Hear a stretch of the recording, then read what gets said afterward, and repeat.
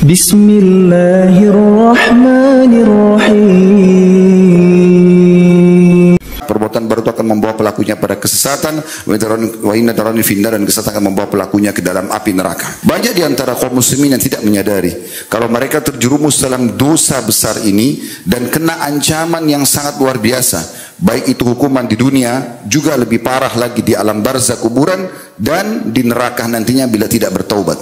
Ghibah ini disebutkan dalam sebuah hadis tentang definisinya. Hadis ini hadis sahih diriwayatkan Imam Muslim nomor 2589. Beliau sallallahu alaihi wasallam mengatakan, atadruna mal ghibah? Apa kalian tahu apa itu ghibah? Qalu Allahu wa rasuluhu a'lam. Para sahabat mengatakan Allah dan Rasulnya lebih tahu. Qala dzikruka akhaka bima yakrah. Engkau menyebutkan sesuatu tentang saudaramu yang dia tidak suka untuk disebutkan. Qila, maka ditanyakan kepada Nabi SAW, ara'aita in kana fi akhi ma aqul? Bagaimana ya Rasulullah kalau seandainya yang aku ucapkan itu sebenarnya ada pada dia, walaupun dia tidak suka, kekurangan misalnya, atau aib atau apa saja. Qala in kana fima ma taqul, atau in kana fihi ma taqul faqad ibtartahu. Kalau seandainya ada padanya apa yang sedang kau ceritakan itu, yang kau anggap layak untuk bisa disampaikan, maka kau telah menggibahnya. Wa in lam yakun fihi faqad bahattahu. Dan kalau seandainya tidak ada padanya, berarti kau telah memfitnahnya. Imam Nawawi rahimahullah menyebutkan dalam syarah Sahih Muslim di jilid 16 halaman 129, beliau mengatakan ghibah adalah menyebutkan kejelekan orang lain saat ia tidak ada, saat pembicaraan terjadi. Juga beliau mengatakan dalam kitab yang lain, tepatnya di kitab Al-Azkar di halaman 597, beliau mengatakan secara rinci, ghibah adalah sesuatu yang amat jelek namun tersebar di khalayak ramai. Yang bisa selamat dari tergelincirnya ini atau tergelincir lisan seperti ini hanyalah sangat sedikit. Ghibah membicarakan sesuatu yang ada pada orang lain, sesuatu yang diceritakan ada pada badan, agama, dunia, diri, akhlak, bentuk fisik, harta, anak, orang tua, istri, pembantu, budak, pakaian, cara berjalan, gerak-gerik, wajah yang ceria ataupun wajah yang cemberut, kebodohan, kefasihan lidah, atau segala sesuatu yang berkaitan dengan itu. Cara ghibah bisa melalui lisan, tulisan, isyarat, bahkan isyarat itu dengan mata, tangan, kepala, atau yang semisalnya. Dari yang kita dengar dari hadis tadi tentang definisi ghibah dan apa yang dirincikan oleh Imam Nawawi rahimahullah, berarti hampir semua kita bisa bahasakan yang bertujuan menyampaikan apa yang tidak disukai oleh orang yang sedang kita sampaikan tentang dia, masuk dalam dosa ini. Hasan Basri dan Masruq rahimahullah, ulama-ulama tabi'in menyebutkan, mereka mengatakan ghibah adalah jika engkau membicarakan sesuatu yang jelek pada seseorang. Jika yang dibicarakan sesuatu itu tidak benar, maka lebih besar lagi karena dia adalah fitnah. Dinukil dari kitab Jami' Ulum wal Hikam jadi 26 halaman 167. Dalam Majma' Al-Ansar, kitab yang masyhur, jadi 2 halaman 550 disebutkan, segala sesuatu yang ada maksud untuk menggibah, menyebutkan apa yang tidak disukai oleh orang yang sedang kita bicarakan, termasuk dalam ghibah, dan hukumnya adalah haram. Pernah ada seseorang bertamu ke rumah Aisyah radhiyallahu anha. Dalam sebuah riwayat yang sahih diriwayatkan oleh Imam Ahmad jilid 6 halaman 136, ada seorang wanita berkunjung dan bertamu ke rumah Ummul Mukminin Aisyah radhiyallahu anha. Setelah selesai dia sampaikan hajatnya dan wanita itu mau keluar atau sudah keluar dari rumah Aisyah, Nabi SAW ada di situ. Maka Aisyah radhiyallahu anha memberikan isyarat dengan tangannya seakan-akan menggambarkan wanita itu pendek. Itu saja, cuma isyarat tangan ya, mengisyaratkan kalau wanita yang tadi datang itu tubuhnya pendek, dan tidak ada hajat untuk menyampaikan orang itu pendek atau tinggi, kecuali memang yang disampaikan apa yang sedang dia inginkan untuk ditanyakan. Maka Nabi SAW spontan mengatakan kepada Ummul Mukminin Aisyah, qad tabtihi, artinya engkau telah menggibahnya. Jadi isyarat saja sudah cukup kena dosa ini. Allah Subhanahu wa taala melarang ghibah dengan sangat jelas dalam firman-Nya dalam surah Al-Hujurat surah nomor 49 ayat 12 yang berbunyi, A'udzu billahi minasyaitonir rajim, ya ayyuhalladzina amanu ijtanibu katsiran minadh-dhann inna ba'dadh-dhanni itsm wa la tajassasu wa la yaghtab ba'dukum ba'dha ayuhibbu ahadukum an ya'kula lahma akhihi maytan fakarihtumuh wattaqullaha innallaha tawwabur rahim. Artinya, hai orang-orang beriman, jauhilah prasangka-prasangka, karena sebagian prasangka itu pasti dosa. Artinya dalam Islam kita disuruh ambil berita yang pasti saja. Selama masih prasangka tinggalkan. Dan jangan kalian saling memata-matai. Jangan saling menggibah satu sama yang lain. Tepatnya bahasa Indonesia adalah menggunjing. Apakah kalian mau? Lalu Allah sebutkan hukumannya orang yang menggibah di sini. Apakah kalian mau memakan daging saudara kalian sementara dia sudah jadi bangkai? Lalu kalian tidak mau itu? Maka bertakwalah kepada Allah. Artinya patuh pada Allah. Hati-hati jangan sampai terjerumus dalam pelanggaran ini. Sesungguhnya Allah maha menerima taubat dan maha pengasih. Maksudnya bagi orang yang pernah melakukan lalu kemudian mereka bertaubat. Asy-Syaukani berkata berhubungan dengan ayat ini dalam buku yang masyhur Fathul Qadir di jilid 5 halaman 87, beliau mengatakan Allah Ta'ala memisalkan ghibah dengan memakan bangkai seseorang karena bangkai sama sekali tidak mengetahui siapa yang memakan dagingnya. Ini sama halnya dengan orang hidup juga tidak mengetahui siapa yang menggunjing dirinya. Lalu dikatakan dalam ayat ini, kata beliau, ada isyarat bahwa kehormatan manusia itu sebagaimana dagingnya. Jika daging manusia haram untuk dimakan, maka demikian pula kehormatannya.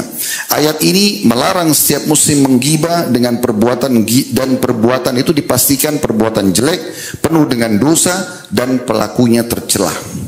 Qatada rahimahullah berkata, sebagaimana engkau tidak suka jika mendapati saudaramu dalam keadaan mayit atau bangkai penuh dengan ulat untuk engkau makan, maka ketahuilah demikianlah buruknya jika engkau menggibahnya saat ia masih hidup.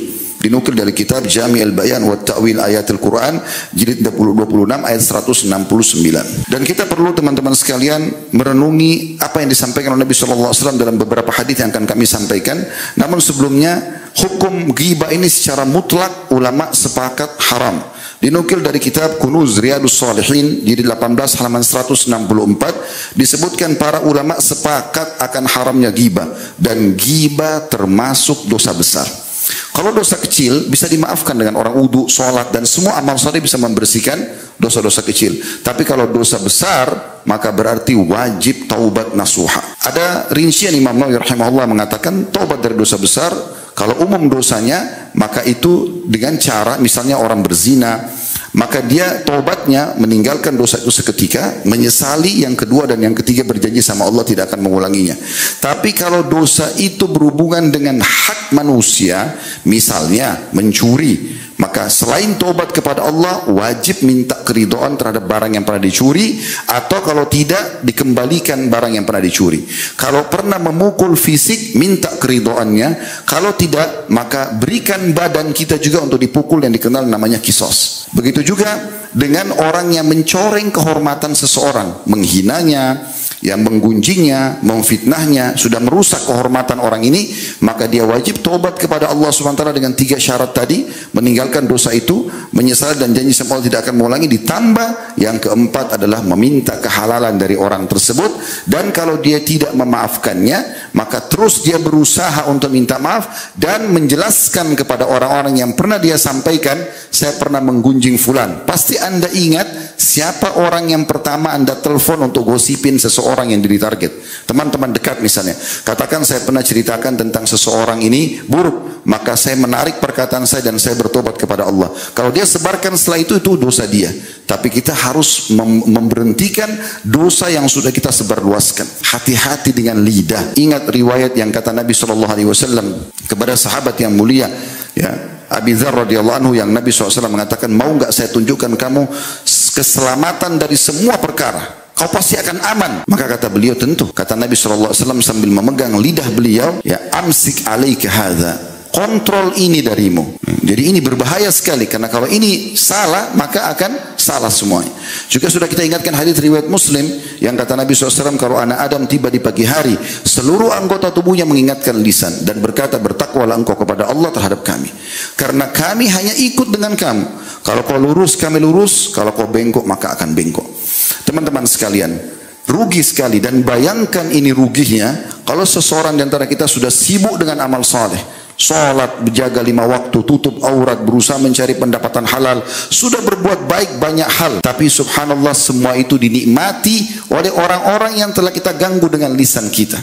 Pada hari kiamat nanti mereka akan datang dan akan menuntut sholat kita akan diambil, puasa kita akan diambil, zikir kita akan diambil, semua ibadah kita bisa diambil dan bisa habis. Hadis yang masyhur yang Anda sudah tahu semuanya tentang masalah orang yang bangkrut. Bagaimana Nabi SAW mengatakan, siapa orang yang bangkrut itu? Kata para sahabat, orang yang tidak ada dirham dan dinarnya Rasulullah. Kata Nabi SAW, bukan itu gampang. Kalau cuma duit hilang bisa dicari lagi. Permasalahannya bukan itu. Orang yang bangkrut sebenarnya orang yang datang pada hari kiamat membawa lengkap pahala sholat, pahala puasa, pahala haji, banyak ibadah-ibadahnya. Tapi pernah dia memukul orang ini, pernah mencaci maki orang yang itu, menggunjing dan memfitnah, pernah membunuh atau memukul atau apa saja jenisnya. Maka orang-orang ini akan datang dan menuntut di hadapan Allah Subhanahu wa taala pada hari kiamat kalau tadi kita tidak berusaha untuk taubat nasuha. Dan kata Nabi SAW digambarkan ini, kalau orang-orang ini minta lalu diberikan pahala-pahala dia. Kata Nabi SAW, kalau habis pahala dia dan masih ada orang yang datang menuntut, sudah habis nih pahala sholatnya, pahala zakatnya, pahala hajinya, habis semuanya. Bakti sama orang tua, sedekah buat istri dan anak, habis semuanya. Tapi masih ada nuntut juga. Oh, pernah juga saya digosipin sama dia, pernah juga saya difitnah sama dia, pernah juga ada hak saya tidak dikasih. Maka diambil dosa-dosa mereka, zinahnya orang, ribanya orang, mencurinya orang, dosa-dosa dia dipikulkan kepada orang yang tadi panen pahala besar selama di dunia. Kemudian akhirnya habis semua pahalanya, tinggal dosa-dosa orang yang dihukum dia dengan dosa-dosa orang tersebut. Betapa bangkrutnya orang ini. Seringkali kita dengar hadis ini tapi subhanallah masih saja luput dan kita anggap biasa. Tidak pernah kita jadikan sebagai sebuah ibrah dan pelajaran. Kontrol lisan saudaraku. Orang beriman hanya mengucapkan dari lisannya sesuatu yang bermanfaat, mendatangkan pahala atau minimal mubah. Itu saja. Atau diam. Kata Nabi SAW, man kana yu'minu billahi wal yawmil akhir falyakul khairan aw liyasmut. Barang siapa yang mengaku beriman kepada Allah dan hari akhir, maka ucapkan yang baik saja. Makna baik yang penuh dengan keridhaan Allah Subhanahu wa taala. Zikir, doa, baca Quran, memberikan nasihat, memberikan pelajaran, atau hal yang mubah, menanyakan kabar misalnya, atau apa saja yang mubah yang tidak berhubungan dengan masalah haram. Atau dia diam, kata Nabi SAW. Berapa banyak orang subhanallah tidak mengontrol masalah ini. Kata-kata itu saudaraku seiman selama belum keluar dari lidah kita, masih milik kita. Tapi kalau sudah keluar, sudah milik publik, dan ini susah untuk dikontrol. Untuk menariknya kembali sulit, tidak semudah itu. Oleh karena itu harus hati-hati. Dinukil dari seorang salaf pernah, muridnya datang lalu mengatakan, Syekh, saya pernah menggibah Anda. Imam dipanggil, hai imam, zaman dulu dipanggil imam. Kalau kita kiai sekarang, hai imam, saya pernah menggibah Anda. Saya ingin bertobat, bagaimana caranya? Saya ingin Anda memaafkan saya. Kata dia, tobat kepada Allah dan plus lagi, kau harus mengembalikan namaku. Ini bahaya sekali. Kalau ada orang langsung mengatakan baik saya maafkan, tidak ada masalah. Tapi kalau dia minta kita perbaiki nama dia, ini luar biasa. Siapa yang sudah menangkap perkataan itu? Dan di mana kita akan cari mereka? Kalau sekarang di zaman kita masih lebih mudah. Ada media yang kita bisa angkat di Facebook kita, di Instagram kita, di YouTube. Kita bisa sebarin, mudah-mudahan bisa nyebar. Tapi Allah alam apakah semua orang mendapatkan itu atau tidak? Dan ini berbahaya sekali. Oleh karena itu teman-teman sekalian, kontrol semua ini. Tidak ada sesuatu yang sulit untuk mengontrol lisan ini. Ingat perkataan juga yang kami sampaikan pada khutbah yang lalu, bahwasanya Ibnu Mas'ud berkata, tidak ada sesuatu yang paling harus sering dipenjara lebih lama dibandingkan lisan. Dan Allah memberikan kita 2 buah kuping dan 1 lidah agar kita lebih banyak mendengar daripada kita lebih banyak berbicara. Ini penting sekali untuk difahami. Pernah ada seseorang di majlis Iyas Al-Muzani rahimahullah, seorang tabi'in yang sangat masyhur dengan kecerdasannya. Dia mengatakan, ada seseorang di majlisku selalu diam dan dia ada di pojok saja. Selama bertahun-tahun belajar tidak banyak bicara. Maka kemudian saya satu waktu bertanya kepada dia, kenapa engkau sendiri di antara semua yang hadir selalu diam? Tidak seperti yang lainnya, banyak bertanya, banyak ngobrol dan segala macam. Dia mengatakan, saya dengarkan, maka saya dapat manfaat. Saya diam, maka saya selamat. Jadi ini cara orang-orang untuk menjaga itu. Karena ini bahaya sekali. Kembali kepada hadis tadi, maaf saya keliru, bukan Mu'adz bin Jabal, tapi bukan Abu Dzar, tapi dia adalah Mu'adz bin Jabal. Yang kata Nabi SAW, pada saat Nabi mengatakan, maukah saya tunjukkan kepadamu sesuatu yang bisa menyelamatkan dari semua perkara buruk? Artinya kau akan selamat, pegang kurang lidahmu ini. Lalu beliau mengatakan, ya Rasulullah, apakah kami akan dihukum karena sesuatu yang kami ucapkan dengan lisan kami? Kata Nabi SAW, celaka kau Mu'adz kalau kau tidak faham. Apakah kau tidak tahu bahwasanya mayoritas orang dilemparkan ke api neraka di atas wajah dan hidung mereka justru karena